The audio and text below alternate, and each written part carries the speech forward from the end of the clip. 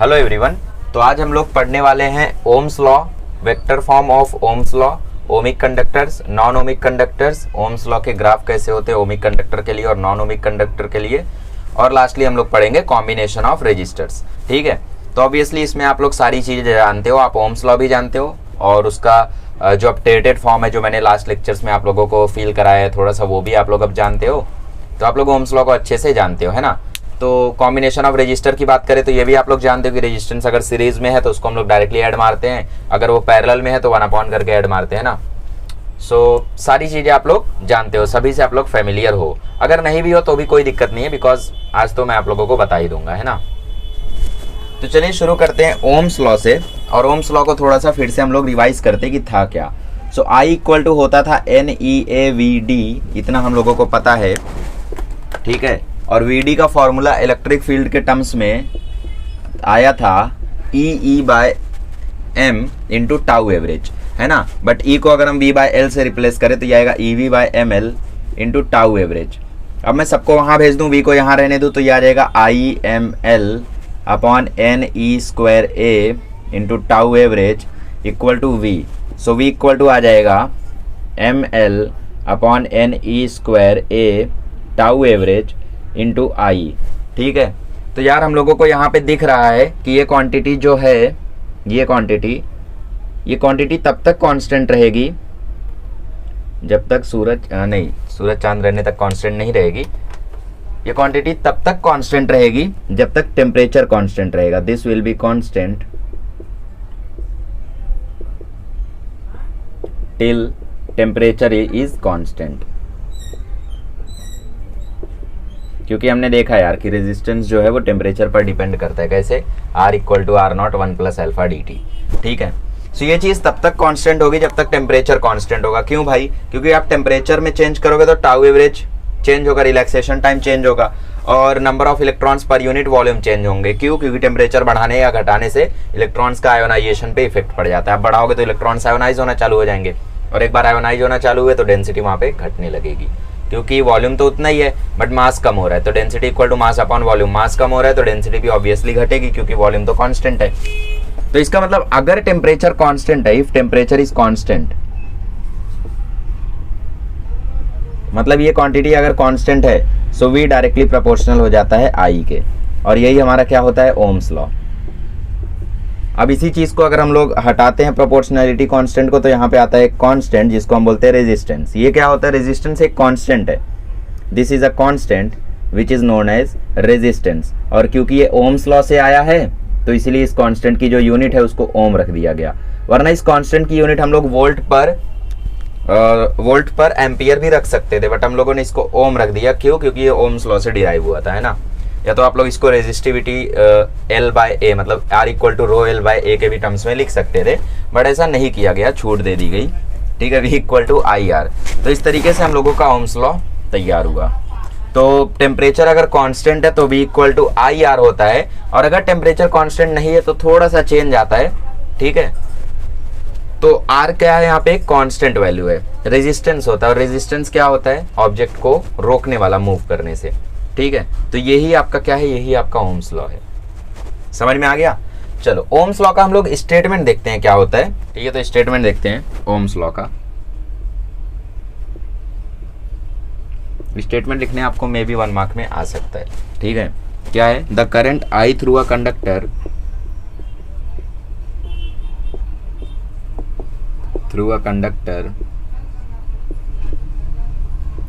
is directly proportional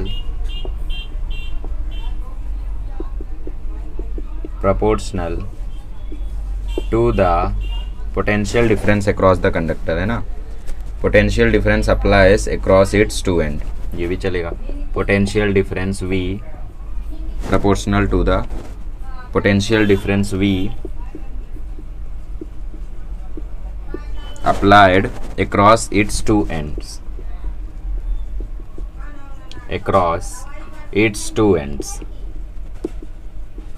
ठीक है। provided that physical state of the conductor remains unchanged, मतलब conductor का size वगैरह घटे बढ़े ना, और साथ ही में जो टेम्परेचर वगैरह है वो सब कांस्टेंट रहे। Physical state of the conductors remains unchanged. ठीक है, तो ये चीज आप लोगों को ओम्स लॉ बताती है कि जितना करंट फ्लो होगा वो किसके प्रोपोर्शनल होता है, वो प्रोपोर्शनल होता है पोटेंशियल डिफरेंस के। जितना ज्यादा आप पोटेंशियल डिफरेंस रखोगे उतना ही ज्यादा करंट फ्लो होगा। ठीक है, और कंडीशन क्या है कि फिजिकल स्टेट जो है कंडक्टर का वो अनचेंज्ड रहना चाहिए। ठीक है, तो ओम्स लॉ क्या कहता है? ओम्स लॉ कहता है V is equal to I R, या फिर वो बोलता है I is equal to V by R. क्योंकि देखो स्टेटमेंट के हिसाब से I प्रोपोर्शनल टू V बोलना चाहिए, है ना। सो I इक्वल टू क्या आएगा? V बाय आर, ऐसा आएगा।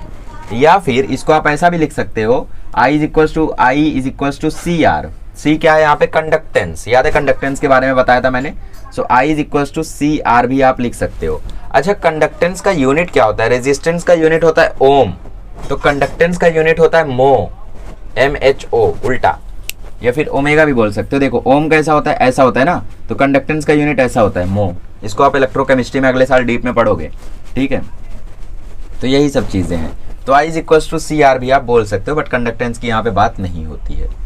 ठीक है, भूल जाओ सब। V is equal to I R याद रखो। ठीक है, तो ये बात हो गई ओम्स लॉ की। अब ग्राफ कैसा होता है इसका, ओमिक कंडक्टर क्या होते हैं और नॉन ओमिक कंडक्टर क्या होते हैं, उनकी थोड़ी सी हम चर्चा कर लेते हैं और फिर लिमिटेशंस देख लेते हैं, और उसके बाद हम बात करेंगे रेजिस्टर्स की। ठीक है, तो चलिए बात करते हैं V is equal to I R की। ये चीज़ किसके लिए वैलिड है? ये चीज़ वैलिड है only for ohmic conductors, only for ohmic conductors. Ohmic conductors मतलब ऐसे कंडक्टर जो ओम्स लॉ को 100% फॉलो करते हैं। ठीक है, जैसे V is equal to I R है, तो V वर्सेज R का अगर मैं ग्राफ बनाना चाहूँ तो कैसा बनाऊंगा? ये आप लोगों को Y equal to MX plus C जैसा नहीं लग रहा है? ठीक है, तो यहाँ पे प्लस C कितना है? 0। मतलब ये ग्राफ कहाँ से जाएगा? ओरिजिन से जाएगा। C का वैल्यू जो रहता है ग्राफ वहीं से शुरू होता है। अगर ये होता V is equal to I R plus 2, तो ये ग्राफ जो है वो यहाँ से 2 से शुरू होता है ऐसे। ठीक है, और क्योंकि ये Y equal to MX plus C है, तो यहाँ पे इसका कर्व कैसा होगा? स्ट्रेट लाइन होगा। ठीक है, M क्या है? यहाँ पे स्लोप है। तो V और I का जो ग्राफ है, ये देखो ये है V और ये है I। इस ग्राफ का जो स्लोप है, स्लोप आप मेजर करो। चलो इस पॉइंट पे हम लोग स्लोप निकालते। तो ये जो थीटा है, यहाँ से जब आप लोग स्लोप निकालोगे तो वो आपको देगा रेजिस्टेंस। कभी भी आप लोगों को अगर ग्राफ दे दे कि the graph of V versus I is given, find resistance, तो आप लोग क्या करोगे? सीधा थीटा मेजर करोगे, tan थीटा से आप लोग उसका स्लोप निकाल दोगे। चलो स्लोप नहीं दिया है, थीटा नहीं दिया है मतलब, तो क्या करोगे? ये देखो यहाँ पे V है और यहाँ पे I है।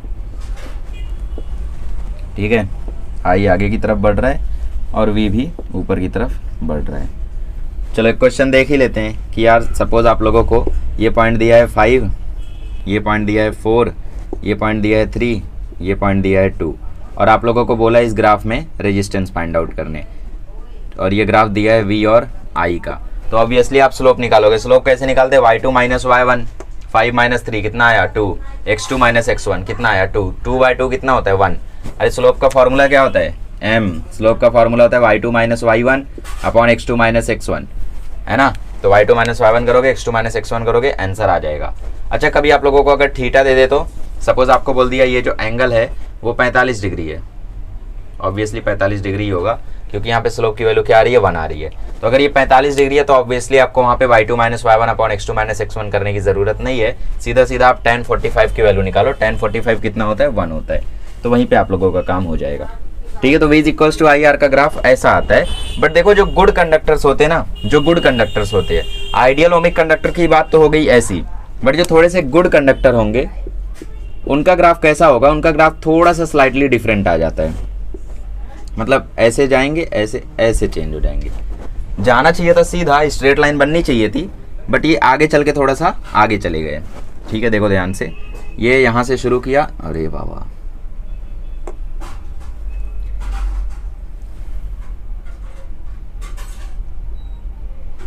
चलो यहाँ से शुरू किया और ये ऐसा चला गया। ठीक है, तो थोड़े से जो गुड कंडक्टर्स होते हैं उनका थोड़ा सा आगे चल के स्लाइटली डिफरेंट आ जाता है यहाँ पे, तो यही चेंज होता है बस। ये नॉन ओमिक कंडक्टर नहीं बोल सकते हम लोग, बट फिर भी जो ओमिक कंडक्टर होते हैं, आइडियल ओमिक कंडक्टर, उनका ग्राफ ऐसा होता है। जो थोड़े से अच्छे कंडक्टर होते हैं उनका ग्राफ ऐसा होता है, और जो नॉन ओमिक कंडक्टर होते हैं उनका ग्राफ कैसा होता है वो मैं आप लोगों को थोड़ी देर बाद बताता हूँ। ठीक है, चलिए सो ये चीज समझ में आ गई आप लोगों को, क्वेश्चंस कैसे कैसे आ सकते हैं वो भी समझ में आ गया, रेजिस्टेंस फाइंड करने आ सकता है, और वो रेजिस्टेंस आप कैसे पता करोगे, स्लोप से। ठीक है, चलिए शुरू करते हैं। चलिए तो हम लोग बात करते हैं नॉन ओमिक कंडक्टर्स की या फिर नॉन ओमिक डिवाइसेस। जो नॉन ओमिक डिवाइसेस होती हैं उनके लिए V वर्सेस I का जो ग्राफ है वो कुछ इस तरीके से आता है। देखो बहुत ही टेढ़ा कर्व है यार, कोशिश करता हूँ, इस तरीके से आता है। मतलब वो स्ट्रेट लाइन ना तो शुरू में होता है ना तो बाद में होता है, इस तरीके से एक कर्व बनता है। ठीक है, किसका, नॉन ओमिक कंडक्टर्स का, नॉन ओमिक डिवाइसेस का जो ग्राफ है V वर्सेस I का वो कुछ इस तरीके से बनता है।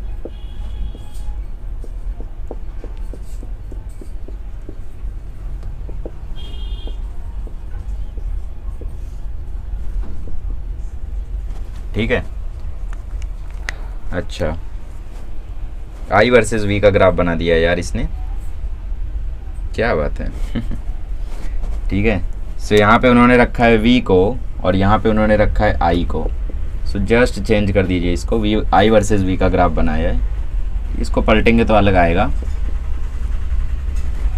सो नॉन ओमिक डिवाइसेस के लिए जो I वर्सेस V का ग्राफ होता है वो इस तरीके से होता है, वो एक स्ट्रेट लाइन नहीं होता है। ठीक है, इस तरीके से वो ग्राफ होता है। तो ये ग्राफ ध्यान में रखना क्योंकि आप लोगों को पूछ लेगा कि which of the following is a non ohmic device. ठीक है, तो आप लोगों को ग्राफ कुछ स्लाइटली ऐसे रहेंगे। देखो एक ग्राफ ऐसा रहेगा V वर्सेस I का, एक ग्राफ रहेगा I वर्सेस V का। तो अब I वर्सेस V का अगर आप लोगों को ग्राफ आता है तो वो कैसा होगा, थोड़ा सा मतलब देखो I वर्सेस V का अगर हम ग्राफ बनाने जाए तो I इज इक्वल्स टू आ जाएगा V/R।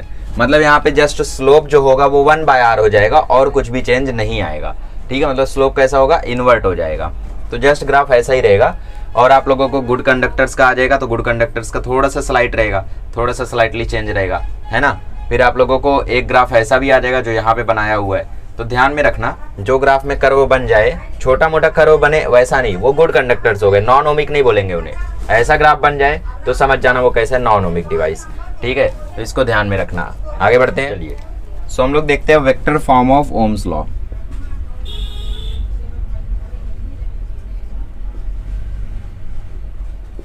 देखो V is equals to I R तो आप समझ गए। इसमें होता है E is equals to J rho. J क्या होता है, करंट डेंसिटी, बता चुका हूँ आप लोगों को ऑलरेडी, है ना, I/A। और रो क्या है, यहाँ पे रेजिस्टिविटी है। ठीक है, तो ये होता है इसका वेक्टर फॉर्म, ध्यान में रखना इसको, डॉट प्रोडक्ट वगैरह नहीं है, सिंपल है। ठीक है, E is equals to J cross P है, सॉरी J क्रॉस रो है। अगर मैं इसको वहाँ भेज दूँ तो J इज इक्वल्स टू क्या आ जाएगा, J इज इक्वल्स टू आ जाएगा E इंटू 1/रो। देखो ना ध्यान से, रो को मैंने वहाँ भेज दिया, रेजिस्टिविटी को वहाँ भेज दिया, तो J इक्वल टू आ गया E इंटू 1/रो। अब 1/रो क्या होता है, कंडक्टिविटी। कंडक्टिविटी का जो सिंबल होता है वो होता है सिग्मा। भूल गए पिछला लेक्चर, पिछले लेक्चर तो IMP था, है ना। तो ये सेकंड तरीका हो गया। तो आप लोग याद किसको रखोगे आपके ऊपर है, आप चाहिए तो इसको याद रखो, आप चाहिए तो इसको याद रखो। मैं किसको रखता हूँ, किसी को नहीं। ठीक है, बिकॉज IMP नहीं है ये, बस मुझे बताना था कि वेक्टर फॉर्म क्या होता है ओम्स लॉ का, तो आप लोगों को बता दिया। ठीक है, तो ये हो गया वेक्टर फॉर्म किसका, ओम्स लॉ का। J क्या है यहाँ पे, करंट डेंसिटी। अच्छा डेरिवेशन चाहिए इसका, डेरिवेशन चाहिए तो बोलो, कोशिश करते हैं डिराइव करने की। हाँ यार कोशिश करो। सो I इज इक्वल्स टू होता है NEAVD। A को यहाँ ले लो तो I/A is equals to NE। VD को अगर मैं इलेक्ट्रिक फील्ड में लिखना चाहूँ तो क्या लिखूंगा, E into E/M into tau average. ठीक है, सो I/A हो गया J करंट डेंसिटी, ये हो गया NE स्क्वायर, ये हो गया इलेक्ट्रिक फील्ड, और ये हो गया upon M into tau average. ठीक है, अच्छा अब जरा सबको यहाँ भेज दो। So vector J is equals to NE square tau average upon M into electric field. ठीक है, E/M होता था, भूल गए आप लोग, ये एक्सेलरेशन था उसका। V is equals to U plus AT, U0 रहता था, ये हो गया एक्सेलरेशन, ये हो गया टाइम, है ना। डिराइव किया था हम लोगों ने पूरा अच्छे तरीके से, तो आप लोगों को वो फॉर्मूला ध्यान में रहना चाहिए। अब अगर आप लोगों को याद हो तो इसी के रेसिप्रोकल को हम बोलते हैं रेजिस्टिविटी। भूल गए, देखो फिर से याद दिलाता हूँ। I is equals to NEA, VD को हमने लिखा EV/ML इंटू टाउ एवरेज, है ना। सो V इज इक्वल्स टू आया था MLI upon NE square A into tau average. अब इसमें देखो v इज इक्वल्स टू आई है, तो हमने v इज इक्वल्स टू लिखा था रो एल बाय ए, मतलब यहाँ पे l बाय ए छोड़ दो, सो ये l है ये a है, और i भी छोड़ दो, तो रेजिस्टिविटी की वैल्यू क्या हो गई, रेजिस्टिविटी की वैल्यू हो गई m by N E square into tau average. तो m बाय उल्टा हो गया ना, इसको रेसिप्रोकल में ले आओ, तो ये ऐसा हो जाएगा, देखो वेक्टर j इसको उधर ले गए तो into m upon N E square into tau average equal to electric field. ठीक है, अब m by N E square into tau average क्या होता है, m by N E square into tau average क्या होता है, रेजिस्टिविटी, तो ये multiplied by resistivity is equals to E. So इस तरीके से फॉर्मूला आया, E is equals to J cross, मतलब J इंटू रो क्रॉस नहीं आ। सो इसको अभी रीअरेंज कर लो, ये देखो यहाँ से शुरू किया तो यहीं पे पहुँच गए, इसका रीअरेंज कर लोगे तो J इज इक्वल्स टू हम लोग लिख सकते हैं सिग्मा इंटू ई, सिग्मा मेल। ठीक है, तो ये तरीका होता है वेक्टर फॉर्म में एक्सप्रेस करने का, किसको, ओम्स लॉ को। ठीक है, और किसको एक्सप्रेस करोगे, तो ये तरीका हो गया vector form of Ohm's law, इसको ध्यान में रखना बस, ज़्यादा कुछ IMP है नहीं इसमें। ठीक है, डायरेक्शन क्या होता है, वही डायरेक्शन जो इलेक्ट्रिक फील्ड का होता है। ठीक है, चलिए आगे बढ़ते हैं। चलिए अब हम लोग देखते हैं कॉम्बिनेशन ऑफ रेजिस्टर्स। तो दो टाइप के कॉम्बिनेशन होते हैं, एक सीरीज और एक पैरेलल। डेरिवेशन वगैरह इससे नहीं आएगा, न्यूमेरिकल्स आ सकते हैं। ठीक है, और ये हॉट टॉपिक है, मतलब इससे अगर टीचर को क्वेश्चन बनाना है करंट इलेक्ट्रिसिटी से, तो वो एक बार जरूर सोचेगा, एंट्रेंस में नहीं, हाँ बोर्ड्स में 11th में, वो एक बार जरूर सोचेगा कि यार इससे क्वेश्चन दे देते चलो। तो वही सिंपल कहानी है, एक सर्किट बनाओ, प्लस माइनस। अच्छा, इस प्लस माइनस का मतलब क्या होता है, इसका मतलब ये होता है इस साइड जो पोटेंशियल है वो पॉजिटिव है और इस साइड जो पोटेंशियल है वो नेगेटिव है, ये होता है इसका मतलब? नहीं, फिर क्या होता है? इसका मतलब होता है यहाँ पे हायर पोटेंशियल है, यहाँ पे लोअर पोटेंशियल है। मतलब अगर यहाँ पे 5 वोल्ट पोटेंशियल है तो यहाँ पे पोटेंशियल बहुत कम होगा, मतलब 5 से कम ही होगा। 2 वोल्ट है तो जो V है वो आएगा 3 वोल्ट, क्योंकि V क्या होता है, V होता है पोटेंशियल डिफरेंस। V क्या होता है, पोटेंशियल डिफरेंस। तो पोटेंशियल डिफरेंस कैसे निकालते हैं, V at positive minus V at negative. ठीक है, ये चीज़ समझ सकते हो आप लोग। तो यार देखो, अगर मैं बोलूँ कि पोटेंशियल डिफरेंस जो है वो 10 वोल्ट है और यहाँ पे कितना है, 5 वोल्ट है, तो बताओ नेगेटिव वाला जो पोटेंशियल है, मतलब जो लोअर पोटेंशियल है, उसकी वैल्यू कितनी होगी? अगर पोटेंशियल डिफरेंस 10 वोल्ट का है और हायर पोटेंशियल 5 वोल्ट है, तो लोअर पोटेंशियल कितना होगा? सोचो कितना होगा, -5 वोल्ट होगा। ये चीज़ आपको अभी तो काम नहीं आएगी, बट आगे चल के आ सकती है। तो -5 वोल्ट होगा, कैसे पता चला? देखो 5 माइनस -5 करेंगे तभी तो 10 आएगा। फिर फॉर्मूले से निकाल लो। फॉर्मूला क्या कहता है? फॉर्मूला कहते हैं potential difference is equal to V at positive minus V at negative. तो V कितना है 10, ये कितना है 5 माइनस V एट नेगेटिव। 5 को इधर लेकर आओ तो 5 equal to minus V at negative, इस माइनस को यहाँ दे दो तो V at negative is -5 volt. तो पोटेंशियल कितना है, लोअर पोटेंशियल कितना है, 5 -5। ठीक है, एक और क्वेश्चन लोगे? चलो ले लो। अगर पोटेंशियल डिफरेंस मैं बोलूँ 13 वोल्ट है और लोअर पोटेंशियल 2 वोल्ट है, तो हायर पोटेंशियल कितना होगा? आप बोलो सोच के।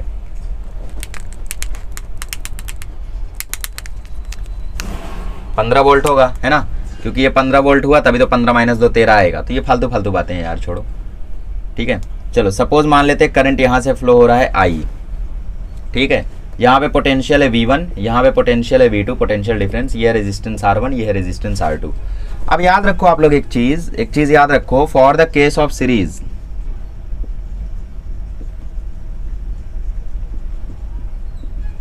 मतलब for the case of resistance in series,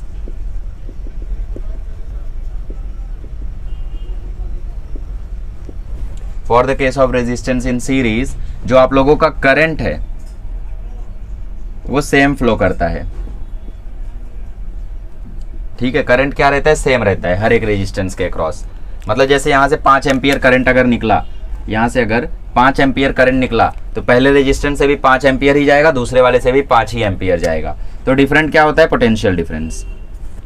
volt लिख रहा हूँ, पोटेंशियल डिफरेंस अलग अलग होता है। इस रेजिस्टेंस के अक्रॉस पोटेंशियल डिफरेंस कुछ अलग होगा, इसके अक्रॉस कुछ अलग होगा, क्योंकि पोटेंशियल डिफरेंस हम लोग एंड टू एंड मेजर करते हैं ना, यहाँ पॉजिटिव यहाँ नेगेटिव अगर मान लेते हैं हम लोग। तो यार देखो ये बीच में आ रहे हैं दोनों रेजिस्टेंस, तो ओवरऑल तो उतना ही रहेगा, बट इन दोनों के बीच में कुछ ना कुछ चेंज रहेगा, है ना। तो पोटेंशियल डिफरेंस इसमें सेम नहीं होता है, पोटेंशियल डिफरेंस इज डिफरेंट। किसमें सीरीज में। इस चीज़ को ध्यान में रखना, बच्चों वाली बात है बट लोग भूल जाते हैं इसको। ठीक है, चलिए। सो मैंने बोला यार करंट सेम फ्लो होता है, पोटेंशियल डिफरेंस अलग अलग होता है, बट जो नेट पोटेंशियल डिफरेंस V है, क्या वो V1 प्लस V2 ही है? देखो ना यार, यहाँ पे V1 यहाँ पे V2, तो इन दोनों को जोड़ेंगे तभी तो हमें नेट पोटेंशियल डिफरेंस मिल जाएगा।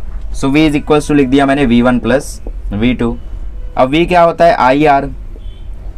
V1 क्या हो जाएगा? IR1, क्योंकि यार करंट तो सेम है तो ये I ही रहेगा, रेजिस्टेंस अलग है तो R1, यहाँ पे भी रेजिस्टेंस अलग है तो R2। I को ले लो common, so IR is equals to I, common आ गया तो अंदर बचा R1 प्लस R2। ये I ने इस I को खा लिया, सो R इक्विवेलेंट कितना आ गया? R1 plus R2। मतलब रेजिस्टेंस अगर सीरीज में है तो सीरीज के केस में हम लोग क्या करते हैं, सीधा सीधा सारे रेजिस्टेंस को जोड़ देते हैं, ठीक है। So when resistance in series, resistors are in series, EQ मैंने क्या लिखा है ये कुछ लोग पूछ रहे होंगे, अर्थक्वेक नहीं है भाई वो, आर इन सीरीज। तो आर इक्विवेलेंट लिखा था मैंने, ये इसकी वैल्यू जो है वो आती है R1 plus R2 plus R3, जितने हैं यहाँ पे रजिस्टर, सपोज n रजिस्टर्स हैं तो इसकी वैल्यू आएगी Rn तक। मैं बोलूँ अगर यहाँ पे n रजिस्टर्स हैं और हर एक रजिस्टर का जो रेजिस्टेंस का वैल्यू है वो सेम है, n रजिस्टर्स हैं और हर एक रजिस्टर का जो वैल्यू है वो R है, तो बताओ अगर इनको हम इनफाइनाइट नेटवर्क में कनेक्ट कर दें, मतलब रेजिस्टेंस को ऐसे ही लगा दें तो सीरीज में लगा दें, तो R इक्विवेलेंट कितना आएगा? मेरा क्वेश्चन समझे? नहीं समझे? n रजिस्टर्स हैं हमारे पास, हर एक रजिस्टर का जो रेजिस्टेंस है, हर एक रजिस्टर का जो रेजिस्टेंस है वो कितना है? R है। n रजिस्टर है, हर एक का रेजिस्टेंस R है, तो हमें पता करना है R इक्विवेलेंट कितना आएगा। सो R इक्विवेलेंट NR आएगा। सिंपल। कैसे सिंपल हुआ देखो, प्रूफ कर लेते हैं ना। ओ हो सो सॉरी, मैंने माइक ही नहीं कनेक्ट कर रखा है यार, सॉरी गाइस। यहाँ पे आप लोगों को काफ़ी ज़्यादा तकलीफ हुई होगी यार, आवाज़ भी नहीं गई होगी। लेट मी चेक कैसी गई है आवाज़।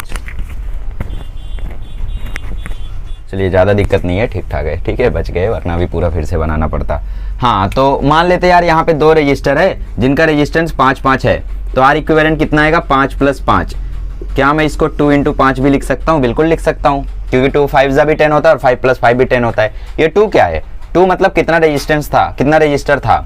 2 रजिस्टर था। यहाँ पे कितना रजिस्टर था? n। यहाँ पे कितना रजिस्टर था? इसमें रेजिस्टेंस की वैल्यू R, इसमें रेजिस्टेंस की वैल्यू 5, तो 2 इंटू 5 n इंटू R। तो याद रखो अगर कभी भी n रजिस्टर्स कनेक्टेड है सीरीज में तो R इक्विवेलेंट आता है NR, और ये पूछा गया है नीट में 2 बार, नीट में पूछा गया है ये 2 बार, ठीक है। तो R इक्विवेलेंट कभी भी निकालना है तो सारे R को जोड़ दो। अब यहाँ पे समेशन में लिखा हुआ है, इसी को RI बना दिया है, 1 I is equal to 1 to n डाल दिया है, ठीक है। तो फैशन लिखने का तरीका है, छोड़ो उसको। अच्छा यहाँ पे एक क्वेश्चन देख लेते हैं हम लोग, पीछे क्वेश्चन दिया था, ओम्स लॉ पे था यार, बहुत चिंदी क्वेश्चन था, फिर भी सोचा करा लेता हूँ, मजे ले लेते हैं। सो यार यहाँ पे क्वेश्चन था, पोटेंशियल डिफरेंस है 1.5 वोल्ट का। अच्छा, फ्लैश लाइट यूजेस 2 बैटरीज और 2 1.5 volt batteries to provide a steady current of this much, determine the resistance. 2 battery है, एक का 1.5 है, दोनों का कितना हो जाएगा? 3। करंट कितना फ्लो करा रहा है? 0.5, तो रेजिस्टेंस 6 ओम, खत्म, V/I कर दिया, ठीक है। तो ये फालतू क्वेश्चंस थे, छोड़ो इनको। तो इसको अच्छे से नोट कर लो, और ये तो आप लोग जानते हो रेजिस्टेंस में रहते हैं तो जोड़ देते हैं, इसको ध्यान में रखना। इसको चाहिए तो क्वेश्चन के फॉर्म में लिख दो, if n resistors are connected in series and the resistance of each resistor is R, then find the R equivalent, ठीक है, ये क्वेश्चन है। चलिए अब देखते हैं रेजिस्टेंस इन पैरेलल, ठीक है। जब रेजिस्टर्स को पैरेलल में लगा दिया जाए तब क्या होगा? रेजिस्टर्स इन पैरेलल,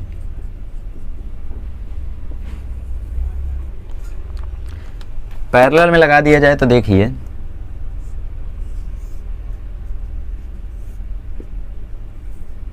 पैरेलल में अगर लगाया, मान लो ये 2 पार्ट है, यहाँ पे एक रजिस्टर R1 है और यहाँ पे एक रजिस्टर R2 है। रजिस्टर नहीं, यहाँ रजिस्टर समझ रहे कुछ लोग, स्कूल की रजिस्टर, स्कूल वाली रजिस्टर नहीं रे, रेजिस्टेंस देने वाला रजिस्टर R1 R2, ठीक है। अच्छा कुछ ज़्यादा डार्क हो गया, ठीक है, हो जाता है कभी कभी, मार्कर जब पुराना हो तो ठीक है, नया लगाते हैं। आजा भाई। हाँ तो यहाँ से हम लोग मान लेते हैं I करंट फ्लो हुआ, यहाँ से कितना करंट फ्लो हुआ? I। तो यार देखो जो पोटेंशियल डिफरेंस है वो मैंने बोला एंड टू एंड सेम रहता है, तो अब की बार अगर आप पोटेंशियल डिफरेंस देखो तो ये पॉइंट से ये पॉइंट तक वही पोटेंशियल डिफरेंस होगा जो यहाँ पे है। जो पोटेंशियल डिफरेंस यहाँ पे है वही पोटेंशियल डिफरेंस यहाँ पे भी होगा और वही पोटेंशियल डिफरेंस यहाँ पे भी होगा। तो मतलब for the case of resistors in parallel,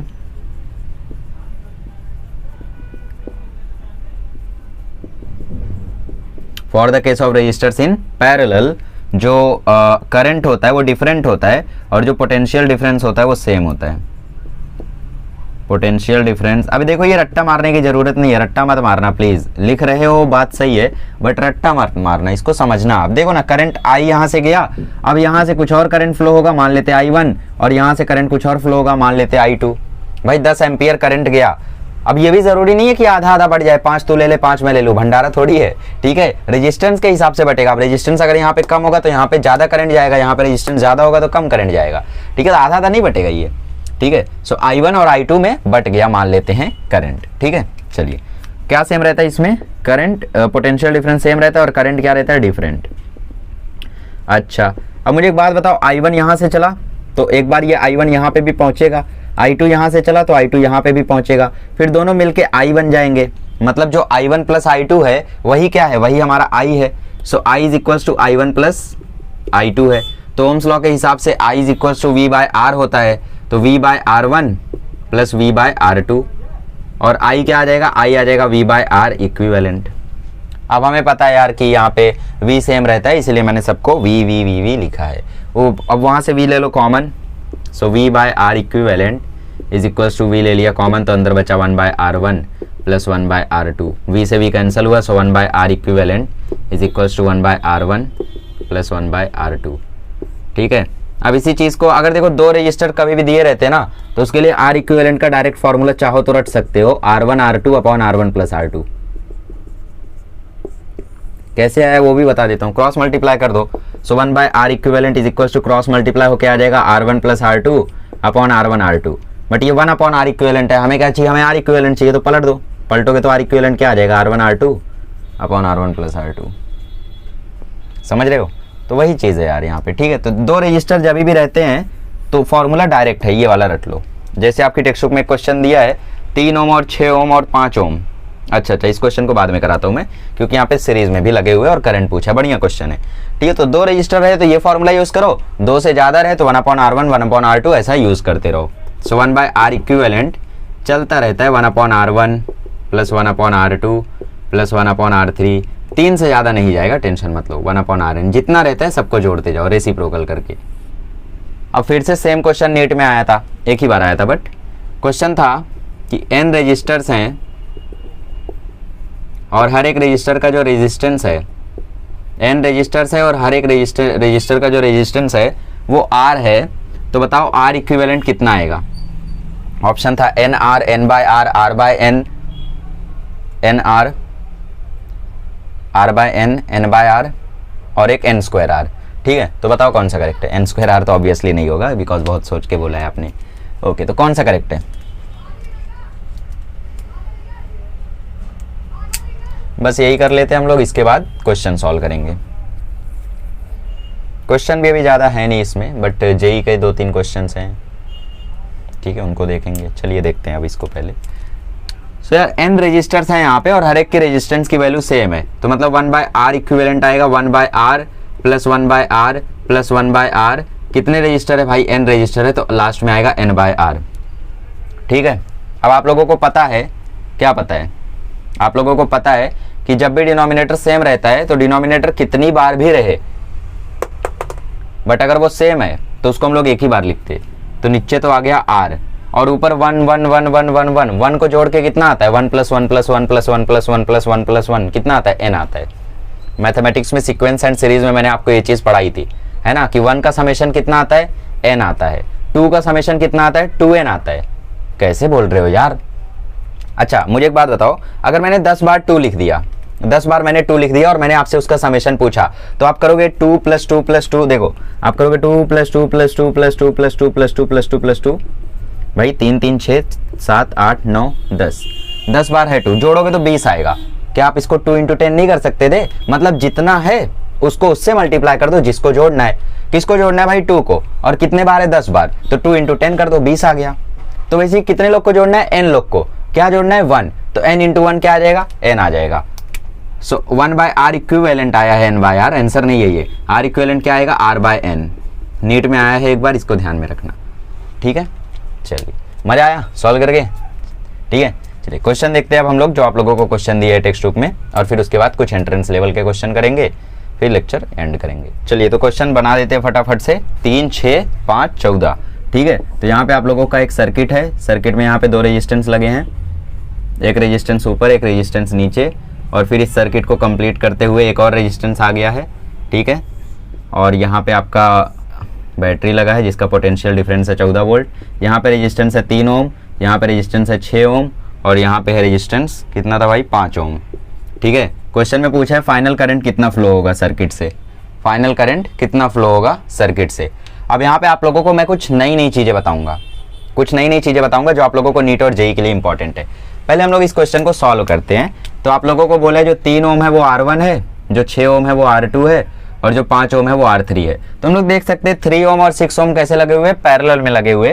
तो यहाँ पे पहले इक्विवेलेंट निकालते हैं। यहाँ का जो इक्विवेलेंट रेजिस्टेंस होगा वो इसके साथ सीरीज में है। क्यों? क्योंकि इसका जो इक्विवेलेंट रेजिस्टेंस है वो इसके साथ देखो ना सामने से सीरीज में है, तो इसका मतलब इसका इक्विवेलेंट निकाल के इसके 5 के साथ जोड़ दो।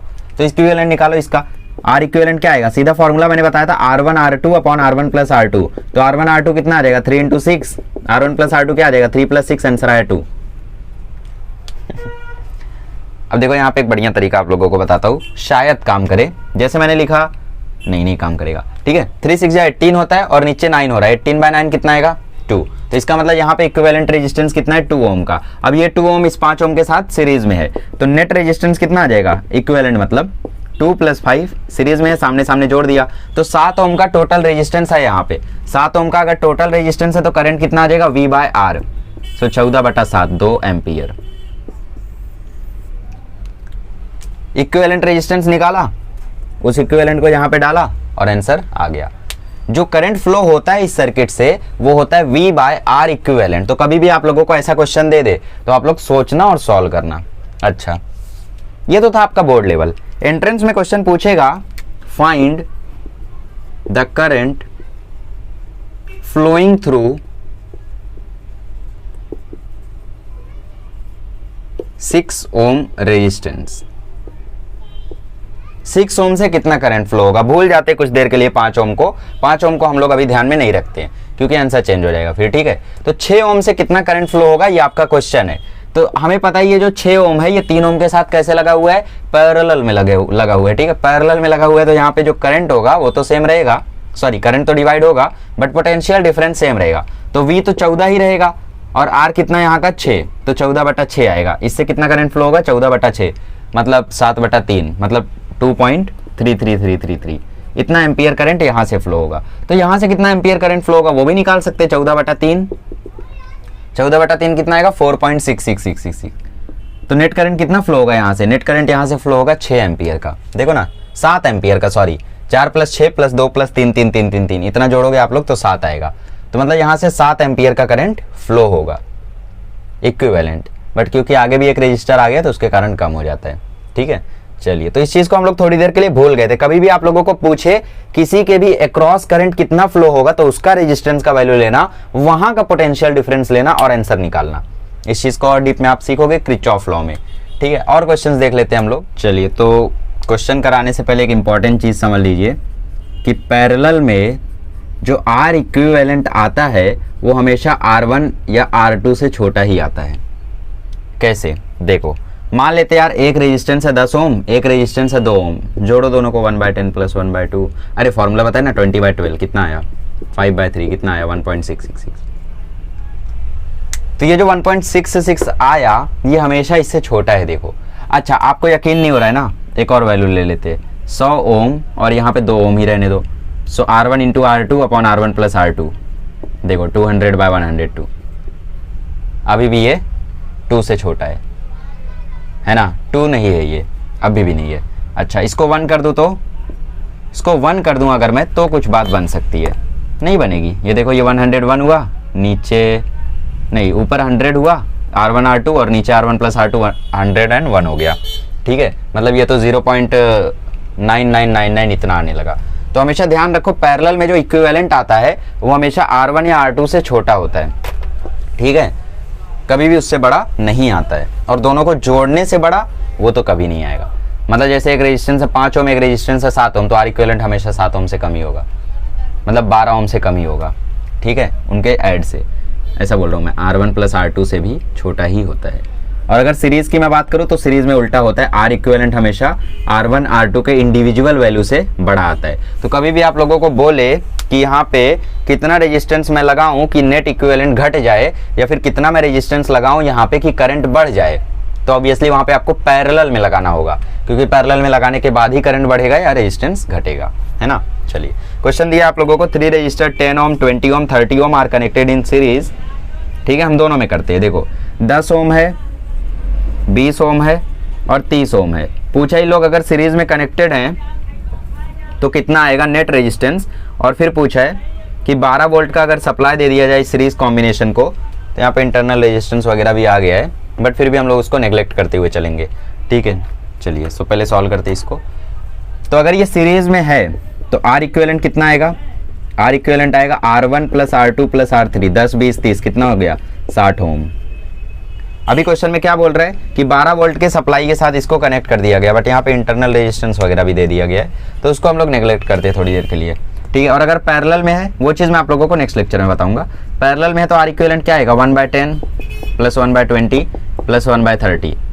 कैसे सॉल्व करते हैं इसको, हम लोग एलसीएम लेके सॉल्व करते हैं। बताओ इसका एलसीएम क्या आएगा जिसमें 10 20 30 सब आ जाए, 60 आएगा, है ना। 60 है इसका एलसीएम। कैसे पता चला, एलसीएम ऐसे निकालते, देखो 10 20 30, कोई ऐसा फैक्टर चुनो जिससे तीनों डिवाइड हो 10, तो 10 से ये 1 हुआ, ये 2 हुआ, ये 3 हुआ, ठीक है, जिससे तीनों डिवाइड हो और ऐसे डिवाइड करो, एलसीएम निकालने का तरीका है। फिर अभी ऐसा फैक्टर बताओ जिससे सब डिवाइड हो, जो 1 हो गया ना उसको भूल जाने का, ये 1 हो गया ना इसको भूल जाओ, उसका टेंशन नहीं है। तो ऐसा कौन सा नंबर है जिससे दोनों डिवाइड हो जाए, पहले एक को कर लेते, 2 ले लो, सो 1 1 3 रह गया, जो डिवाइड नहीं होता है उसको उतार लेने का, फिर 3 ले लो, सो 1 1 1, 10 2 20 23 या 60, तो इसका एलसीएम आएगा 60। या ऐसे नहीं समझता है तो जनरल मल्टीप्लीकेशन करो, छोड़ो, ठीक है। मैं दोनों तरीका बताता हूँ। देखो आर इक्विवेलेंट निकालने के लिए सबसे पहले आप इन दोनों को सॉल्व करो, इन दोनों को सॉल्व करोगे तो आएगा 20 + 10 / 200, 20 + 10 / 200, और ये 1/30 साइड में रो रहा है, सो 30 / 200 प्लस 1/30 आया, ठीक है। चलिए तो फिर से क्रॉस मल्टीप्लाई करो, 30 30 या 900 प्लस 200 / 230 या 6000। कुछ भी नहीं है यार, देखो 2 0 2 0 2 0 काट दो, आंसर आया 11/60, मतलब नेट रेजिस्टेंस आएगा 60/11, ठीक है। आर इक्विवेलेंट आएगा 60/11, और 60/11 की वैल्यू 5 पॉइंट समथिंग है, देखो तीनों से छोटा आया, है ना। चलिए अच्छा, दूसरा तरीका आप क्या बताने वाले थे, एलसीएम का ना। तो आर इक्विवेलेंट देखो एलसीएम से क्या करने का, ऊपर नीचे 60 से मल्टीप्लाई कर दो, सबको 60 से मल्टीप्लाई कर दो, सो 1/10 into 60/60 plus 1/20 into 60/60 plus 1/30 into 60/60, ठीक है। 32 या 60 हो गया, 23 या 60 हो गया, 10 6 या 60 हो गया, तो आंसर आया 6 + 3 + 2 / 60, तो आंसर आया 11/60, तो आर इक्विवेलेंट आ जाएगा 60/11। कोई और तरीका है? यस, एक और तरीका है, आप डिनोमिनेटर सेम बना दो, सबको क्या करें, सबको 30 बना दें, तो 10 को ऊपर नीचे 3 से मल्टीप्लाई करो, 20 में ऊपर नीचे 1.5 से मल्टीप्लाई करो, सो आंसर आया 3 + 1.5 + 1 और नीचे आ गया 30, तो आंसर आया 5.5/30। ऊपर नीचे अब 10 से मल्टीप्लाई करके हो जाएगा 55/300, उसको काटोगे तो 11/60, तो आर इक्विवेलेंट आएगा 60/11, ठीक है। तो आई होप आप लोगों को अब ये कहानी अच्छे से समझ में आ गई होगी। और भी क्वेश्चन आप लोग खुद से ट्राई कर लेना, कुछ भी भारी नहीं यार, टेक्स्ट बुक में जितने क्वेश्चन दिख रहे हैं सब चिंदी है, आप खुद से ट्राई करो, ठीक है, बहुत चिंदी है। चलिए सो आगे बढ़ते हैं और कुछ एंट्रेंस के क्वेश्चन देखते हैं। चलिए तो यहाँ पे आप लोगों को 2 क्वेश्चन दिख रहे हैं, ये मेरा क्वेश्चन और ये एनटीए वालों का नीट का क्वेश्चन, ठीक है। तो सॉल्व करो इसको, पहला वाला तो आपसे हो जाना चाहिए क्योंकि मेरा क्वेश्चन है, दूसरा वाला में से ही होगा क्योंकि आपको नहीं पता है अभी उसके बारे में, ठीक है। बोर्ड वाले अब यहाँ पे लेक्चर को लीव कर सकते हैं, इस चीज़ को सीख के बोर्ड वाले लीव कर सकते हैं लेक्चर, ठीक है।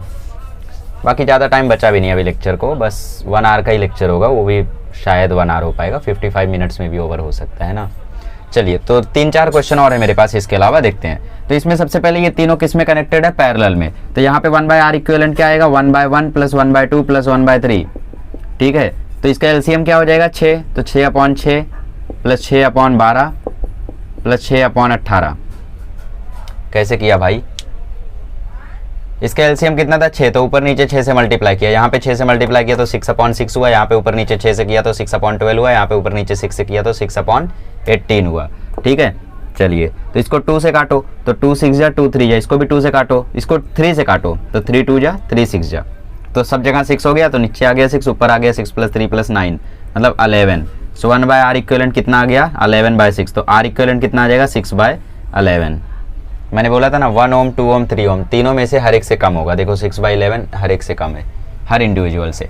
अभी 6/11 कैसा है, 5 ओम के साथ सीरीज में है, तो 6/11 + 5 कर दो डायरेक्टली, तो r इक्विवेलेंट मिल जाएगा, कितना आएगा 61/11 है ना, एलसीएम मतलब क्रॉस मल्टीप्लाई कर दिया मैंने। तो 61/11 रेजिस्टेंस है, V है 10, तो करंट कितना फ्लो होगा, करंट फ्लो होगा V/R, V है 10 और रेजिस्टेंस है 61/11, तो करंट फ्लो होगा 110/61। अभी मेरा क्वेश्चन था तो डेटा बेटा कुछ देखा नहीं था, ठीक है, तो चुगली मत करना, इसको धीरे से नोट कर लो, आगे बढ़ते हैं। देखो नीट में ये क्वेश्चन बहुत ही ज़्यादा फेमस है, ट्राइंगल में वो रेजिस्टेंस लगा के देगा और आपसे वो पूछेगा कितना करंट फ्लो होगा, कितना पोटेंशियल डिफरेंस होगा, ऐसे सवाल वो पूछेगा, बेतुके सवाल।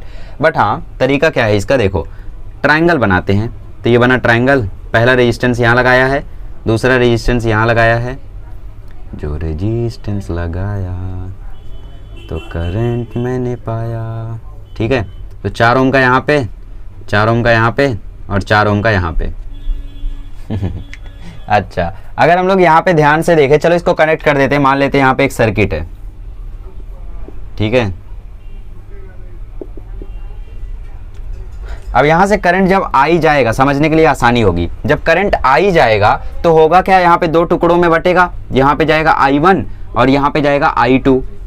बट आगे देखो, ये I2 जब इससे पास होगा और यहाँ पे टर्न लेगा तो वही I2 यहाँ से भी जाएगा, मतलब जो करंट है वो इसके और इसके अलोंग सेम है, दो एडजेसेंट साइड के अलोंग जो करंट है वो सेम है। यहाँ पे करंट कैसा है, सेम है, तो मतलब ये कैसे हैं, सीरीज में है। बट वहीं अगर हम लोग इसकी बात करें तो यहाँ पे I1 है और यहाँ पे I2 है, मतलब एक 4 ओम वाला इन दोनों के साथ कैसा है, पैरेलल में है। तो आप लोग क्या करोगे, पहले सीरीज से इनका R इक्विवेलेंट निकालोगे, उसको एज अ पैरेलल इसके साथ सॉल्व कर दोगे और आंसर D आ जाएगा। देखो कैसे, सबसे पहले अगर हम बात करें, चलो नाम दे देते हैं ABC, उल्टा कर दिया, ABC। ठीक है, तो AC एंड BC के अलोंग जो रेजिस्टेंस है वो कैसा है, सीरीज में है, तो R at AC + BC will be equal to 4 + 4 मतलब 8 ओम आ जाएगा। अभी अगर हमें इसकी बात करें तो यहाँ पे करंट अलग है और यहाँ पे करंट अलग है, तो ये पैरेलल हो गया। अब तो 1/R इक्विवेलेंट क्या हो जाएगा, 1/8 + 1/4। मेरी बात समझे या नहीं, ये 8 ओम इसका इक्विवेलेंट आया और यहाँ पे कितना है, 4 ओम है, तो इसका मतलब ये इसके साथ पैरेलल में है, तो जोड़ दो। अच्छा, अगर नहीं समझा ना तो रट्टा मार लो, ये नीचे नोट करके लिख लो, for the case of triangle दो रेजिस्टेंस को सीरीज की तरह जोड़ो, उससे जो R इक्विवेलेंट आए उसको तीसरे से पैरेलल की तरह सॉल्व करो, ये मेथड है। ठीक है, इसको आंसर आ जाएगा, देखो आप लोगों को 6/32, फिर ऐसे बोल दो 12/64, सॉरी अब 6/32 नहीं, 12/32। ठीक है, या फिर डायरेक्ट फॉर्मूला यूज कर लो, R इक्विवेलेंट क्या होता है, R1 R2 मतलब 8 × 4 32 अपॉन R1 + R2, 8 + 4 12, 32/12 मतलब 8/3। ठीक है, तो 12/32 का जब रेसिप्रोकल लोगे तो R इक्विवेलेंट आ जाएगा 32/12, इसको 4 से काटोगे तो 8/3 आ जाएगा। अच्छा, अब यहाँ पे ऑप्शन देखो कैसा कैसा दिया हुआ था। कुछ लोग सोचते हैं यार ट्राइंगल है, हो सकता है सीरीज में हो, मार दो 12 ओम। कुछ लोग सोचते हैं यार पैरेलल में है तो 1/4 + 1/4 + 1/4 आएगा 3/4, तो आंसर मार देता हूँ 4/3। तो ऑप्शन सी 4/3 था एक्चुअल में, तो 4/3 मार देता हूँ मैं। ठीक है, और कुछ लोग सोचेंगे कि यार ट्राइंगल है तो ना तो सीरीज में होगा ना तो पैरेलल में होगा, और ये ऑप्शन डी अपॉन में दिख रहा है सी की तरह, तो सी भी अपॉन में डी भी अपॉन में, मेरे को लगता है बी ही करेक्ट होगा। 4 ओम में उसका आधा हो जाएगा रेजिस्टेंस जब ट्राइंगल में लगाते हैं, ऐसा कुछ कंसेप्ट होगा, तो वो बी मारता। ये अल्ट्रा लीजन लोग होते हैं, कभी कभी ऐसा हम लोग भी करते हैं। ठीक है, और ऑप्शन डी बहुत कम लोग छूते। खैर, जो असली क्वेश्चन था उसमें सिर्फ ऑप्शन डी ही अपॉन में था, यहाँ पे ऑप्शन था 16। ठीक है, चलिए तो आगे बढ़ते हैं और 2-3 क्वेश्चंस और देखते हैं इसी टाइप के। चलिए तो ये क्वेश्चन सॉल्व करिए। यहाँ पे करंट का डायरेक्शन बता देता हूँ, करंट ऐसे फ्लो हो रहा है, सेम डायरेक्शन यहाँ पे भी है, करंट ऐसे फ्लो हो रहा है। दोनों के दोनों क्वेश्चंस नीट के हैं, ठीक है। इसके बाद एक जेई का क्वेश्चन करेंगे, फिर लीव लेंगे। सॉल्व करते हैं यार। मैंने क्या बोला, मैंने बोला यहाँ पे 2 रजिस्टर सीरीज में होते, कौन से वाले, ये दोनों। तो 6 ओम कैसे हैं, सीरीज में है, तो कितना आ जाएगा, 12 आ जाएगा। So R at A C plus B C कितना आ गया, 12 आ गया। अब ये 12 जो है वो 3 के साथ कैसा है, पैरेलल में है। सो 1/12 प्लस 1/3 आपको क्या दे देगा, आर इक्विवेलेंट। सो इसका वैल्यू आ जाएगा 15/36, मतलब आर इक्विवेलेंट आ जाएगा 36/15। इसको चाहो तो कैंसिलेशन कर लो 3 से, 3 12 या 3 5 जा, तो आर इक्विवेलेंट आ गया 12/5। अब यहाँ पे पोटेंशियल डिफरेंस कितना है, 4.8 का। करंट होता है V/R, V कितना है 4.8, R कितना है 12/5, तो वो 5 ऊपर चला जाएगा, नीचे से 5 ऊपर चला जाएगा, है ना।